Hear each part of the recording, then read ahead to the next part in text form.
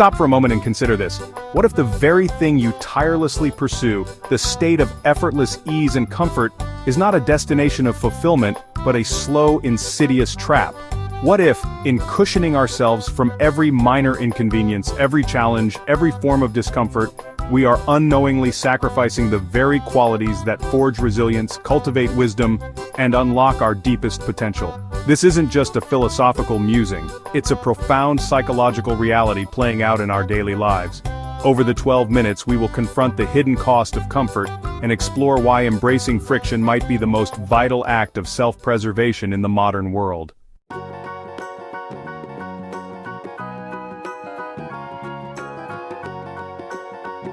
Look around. We inhabit a world engineered for convenience.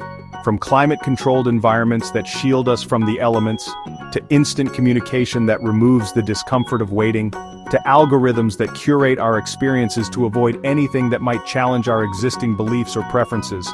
We can order food with a few taps, have groceries delivered, find a date without leaving the couch, and be entertained endlessly without ever having to sit with our own thoughts.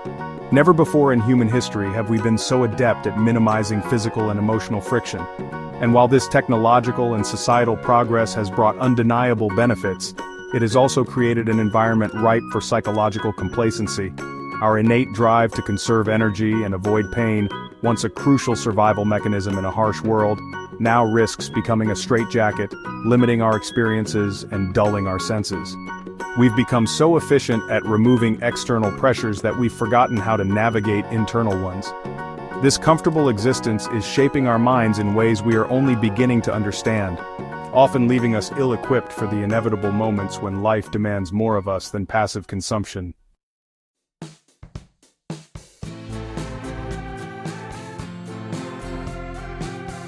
At its core, the psychological allure of comfort lies in the avoidance of discomfort. This seems simple, but the implications are vast. Discomfort comes in many forms: physical exertion, emotional vulnerability, intellectual challenge, social awkwardness, the sting of failure, the uncertainty of the unknown. Our brains are wired to signal these as potential threats, prompting us to retreat to safety and ease. However, psychological growth rarely happens in the absence of friction. It is through grappling with challenges, pushing our limits, enduring setbacks, and navigating uncomfortable emotions that we build resilience. We learn that we are capable of more than we thought. We develop coping strategies. We build confidence not from avoiding difficulties, but from overcoming them. Consider this common scenario. You have a difficult conversation you need to have with a friend or colleague. It involves potential conflict or vulnerability. The uncomfortable feeling in your stomach signals threat. The comfortable option is to avoid it, hope the problem resolves itself, or send a text instead of talking face to face. Each time you choose this comfortable path, you reinforce the idea that you cannot handle emotional discomfort. Over time, the muscle for navigating difficult conversations atrophies, making you even more anxious the next time. Another example: learning a new skill. Learning a musical instrument, coding, or a new language involves frustration, mistakes, and feeling inadequate initially. The comfortable option is to stick to what you already know, what feels easy. But by avoiding the discomfort of being a beginner, you deny your brain the neural rewiring that comes with learning and deny yourself the eventual satisfaction of mastery.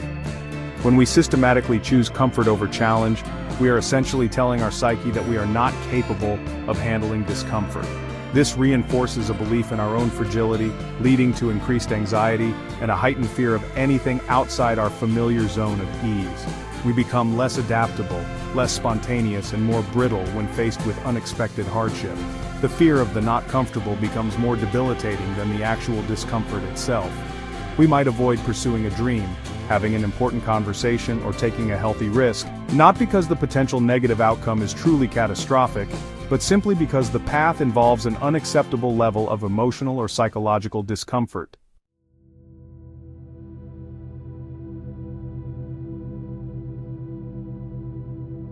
On a biological level, our nervous system adapts to the level of challenge it regularly encounters.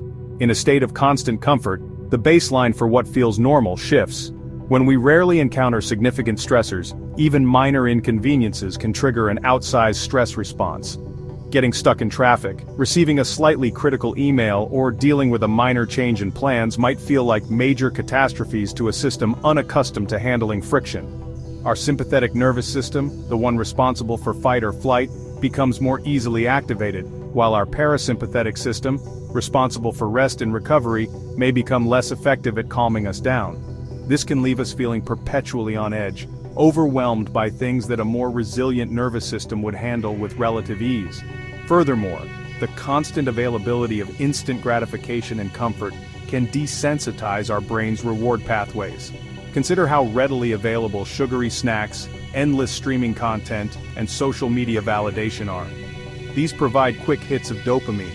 When these are our primary sources of reward, the simple joys and satisfactions that come from sustained effort, patience, and delayed gratification.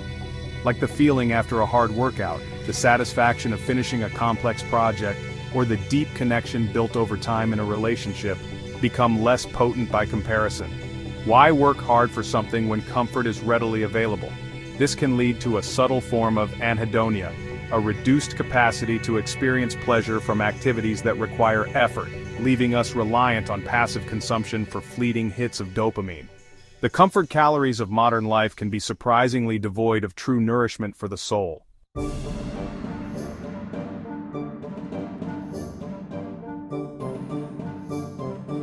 This isn't a new problem, though its modern manifestation is unique.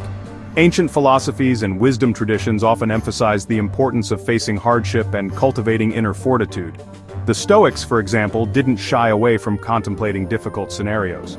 Seneca spoke of practicing poverty and discomfort periodically to prepare the mind for potential misfortune and to appreciate what one has. He would wear simple clothes, eat basic food, and sleep on the floor occasionally.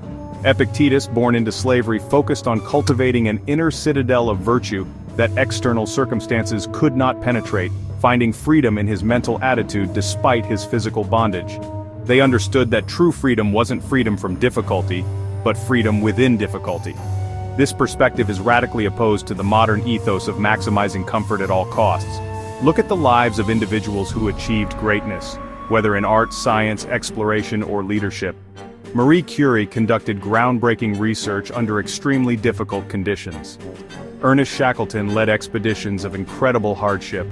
Artists throughout history have often created their most powerful work in times of personal or societal turmoil. Their stories are almost universally marked by periods of intense struggle, failure, and the conscious embrace of discomfort. They didn't become extraordinary despite the hardships. They became extraordinary because of how they navigated them. The comfort zone is a breeding ground for mediocrity. Growth happens at the edges of our capabilities.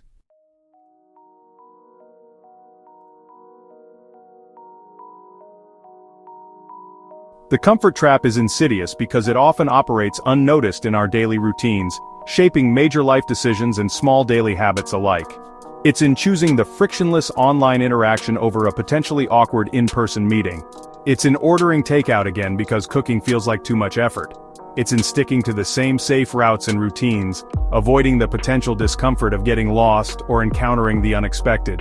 It's in delaying important health checkups because the potential bad news is uncomfortable to contemplate. It's in the intellectual laziness of only reading articles or watching videos that confirm what we already believe, avoiding the discomfort of cognitive dissonance. This constant avoidance doesn't just make us weaker, it makes us miss out on life itself. We miss the lessons embedded in failure, the unexpected beauty found outside our routines, the deep satisfaction of earned achievement, and the profound connections forged through vulnerability. We trade the richness and depth of human experience for a shallow, predictable tranquility. As the title of another video might put it, by prioritizing comfort, we are, in essence, losing time. Time for growth, time for experience, time for becoming who we are truly capable of being.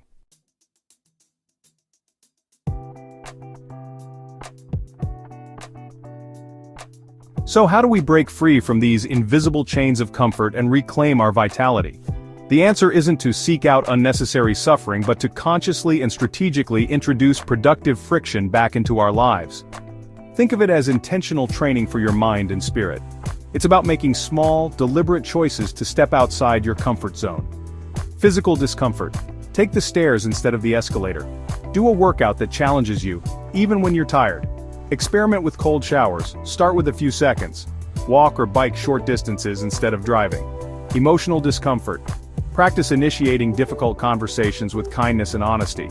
Express your feelings appropriately even when it feels vulnerable. Learn to tolerate boredom without immediately reaching for your phone. Set boundaries, which can be uncomfortable initially.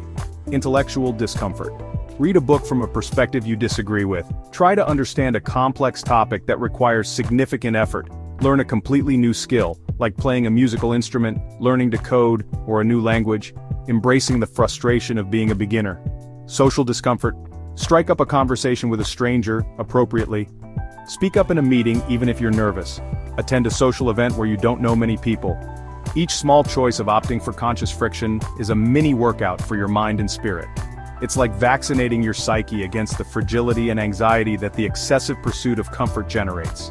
It's building resilience, one layer at a time, proving to yourself through action that you are capable of handling more than you think.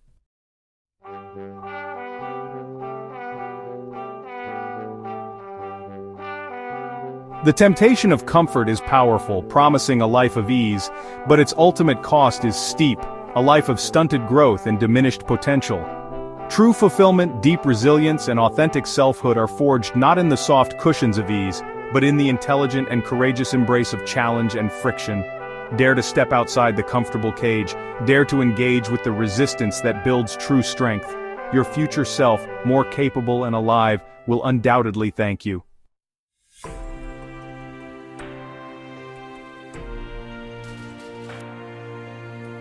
What are your thoughts on the comfort trap? Have you noticed its subtle effects in your own life, or perhaps recognized these patterns in the world around you? Leave your most insightful comment below and join this vital conversation. Your perspective is a crucial part of our community's collective exploration. If this deep dive resonated with you and challenged your thinking in a meaningful way, please give this video a like. It signals to YouTube that this message is valuable and helps it reach others who might benefit from this perspective. And, for more explorations into the hidden dynamics of the human mind, existence, and the art of living a more profound life, make sure you subscribe to the channel right now and turn on all notifications so you don't miss our future journeys into what truly makes us human.